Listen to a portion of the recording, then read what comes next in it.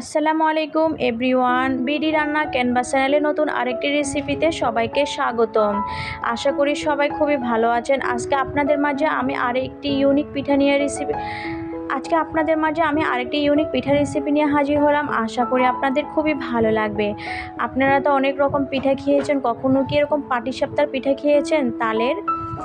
প্রথমে আমি এখানে 2 চামচ পরিমাণ বাটার দিয়েছি, তারপরে এর মধ্যে আমি একটি এলাচ এবং একটি তেজপাতা দিয়েছি, তারপরে আমি এখানে হাফ কাপ পরিমাণ সুজি দিয়েছি। এখন আমি সুজিগুলো ভালো করে বাটারের মধ্যে ভেজে নিব। বাটারটা দিলে একটু ফ্লেভারটা অনেক ভালো আসে। আপনারা চাইলে এখানে রান্নার তেল অথবা ঘিও দিতে পারেন। তারপরে সুজিগুলো ভাজা শেষে আমি এখানের মধ্যে 2 কাপ তরল দুধ অ্যাড করে দিচ্ছি। তারপরে দিয়ে দিচ্ছি 1/3 কাপ পরিমাণ চিনি। চিনিটা আপনারা আপনাদের স্বাদ অনুযায়ী অ্যাড করবেন। আমাদের বাসায় সবাই একটু চিনির পরিমাণটা কম খায়, সেই জন্য আমি এখানে 1/3 কাপ পরিমাণ চিনি দিয়েছি। এখন আমি এ পর্যায়ে দিয়ে দিচ্ছি 1/3 কাপ পরিমাণ নারকেল কোড়া, তারপরে দিয়ে দিয়েছি হাফ চামচ পরিমাণ লবণ।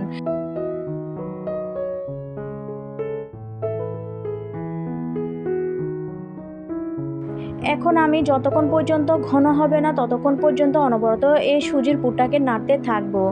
আরও বেশি টেস্ট বাড়ানোর জন্য আমি এখানে দিয়ে দিয়েছি 1 চামচ পরিমাণ গুঁড়ো দুধ পাউডার। আপনারা চাইলে আরেকটু বেশিও দিতে পারেন বা স্কিপও করতে পারেন, কোনো সমস্যা নেই।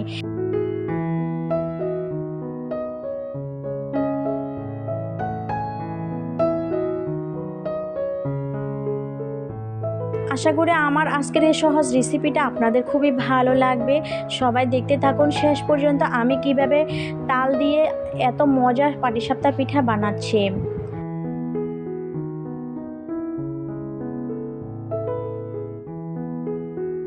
দেখতে পাচ্ছেন এভরিওয়ান, সুজির পায়েসটা কতটা ঘন হয়ে আসছে।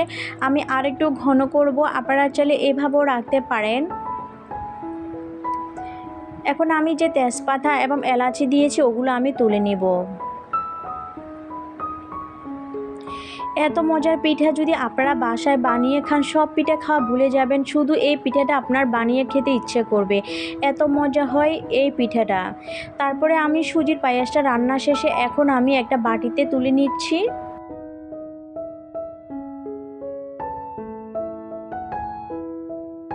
তারপরে বাটিটা আমি একটা সাইডে রেখে দিচ্ছি। অন্য একটা বাটি আমি নিয়েছি, এর মধ্যে আমি এখন 1 কাপ পরিমাণ তাল নিয়েছি।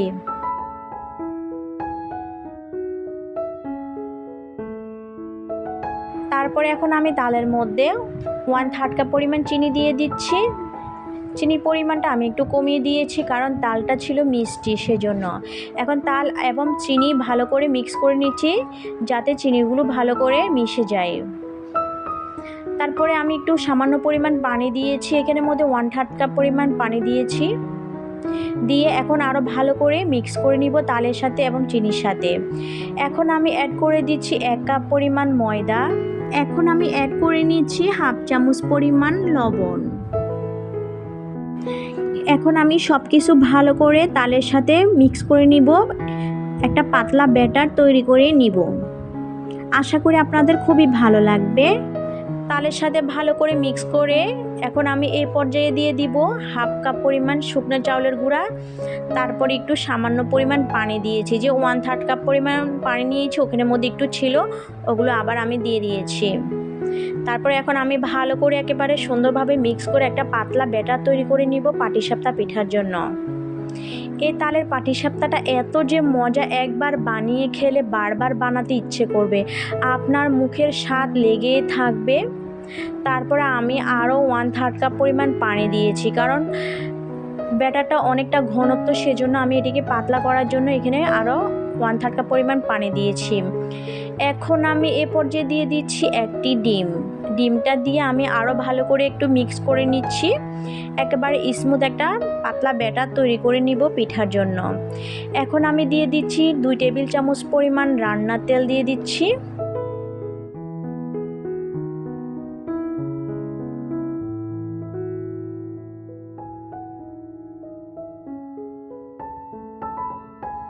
ভালো করে আমি একেবারে মিক্স করতে থাকবো যতক্ষণ পর্যন্ত একেবারে সফট ব্যাটার তৈরি হবে না, ততক্ষণ পর্যন্ত এই ব্যাটারটাকে আমি অনবরত নাড়তে থাকবো।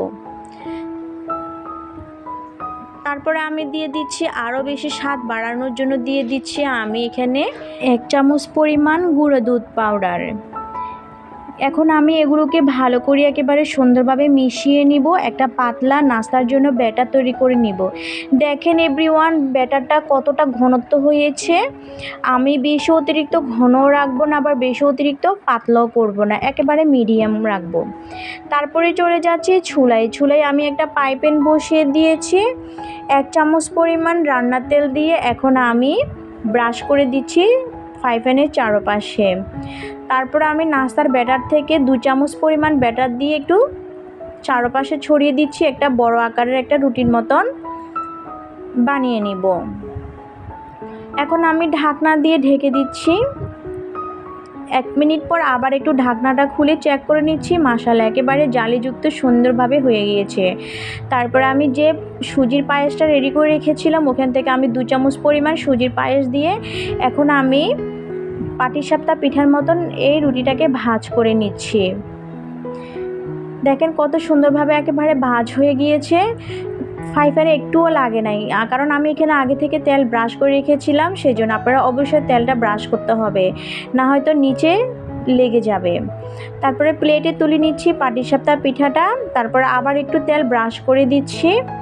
এইভাবে করে যতটা পিঠা আপনি বানাবেন ততবার তেলটা ব্রাশ করে নিতে হবে। তারপর আবার ব্যাটার 2 চামচ পরিমাণ আমি নাস্তার ব্যাটারটা দিয়ে চারপাশে একটু চ্যাপ্টা করে দিচ্ছি, ছড়িয়ে দিচ্ছি, আবার ঢাকনা দিয়ে ঢেকে দিচ্ছি। এই পিঠাগুলো মাত্র মিনিটের পর মিনিট আপনি তুলে নিতে পারবেন। এত সহজ এই নাস্তাটি বানানো, যেমন সহজ তেমন খেতেও অনেক সুস্বাদু। যাকে একবার খাওয়াবেন দেখবেন সে খেয়ে আপনার একেবারে পিছুই ছাড়বে না। তারপরে আমি একটু সুজির পায়েসটা দিয়ে এখন আমি পাটিসাপটা পিঠার ভাজ করে নিচ্ছি। এভাবে করে আমি সবগুলো নাস্তা বানিয়ে নিব। আশা করি আপনাদের খুবই ভালো লাগবে, কেউ ভিডিওটি স্কিপ করবেন না, সবাই শেষ পর্যন্ত দেখতে থাকুন আমি কিভাবে এত মজা করে এই পিঠাটি বানিয়েছি। তারপর আমি আরেকটা নাস্তা বানানো শেষে এখন প্লেটে তুলে নিয়েছি, আবার একটু তেল ব্রাশ করে নিচ্ছি। এত সহজ এই পিঠাটি খুবই সহজ এই নাস্তাটি বানানো। আপনারা তালের সিজন থাকতে থাকতে একবার হলেও এই নাস্তাটি একটু বানিয়ে খাবেন, দেখবেন এত মজা লাগবে, আপনার জিভে একেবারে স্বাদটা লেগেই থাকবে। আর তো পরিবারকে খাওয়ালে পরিবার সবাই তো অবাক হয়ে যাবে যে পাটিসাপটা পিঠা কি তাল দিয়ে হয়, সবাই তো খুবই অবাক হয়ে যাবে খেয়ে। দেখেন আরেকটা নাস্তা আমার বানানো শেষ, তারপরে সুজির পায়েসটা দিয়ে আমি এখন আবার পাটিসাপটার পিঠার ভাজ করে নিব। এভাবে করে আমি সবগুলো নাস্তা বানিয়ে নিব।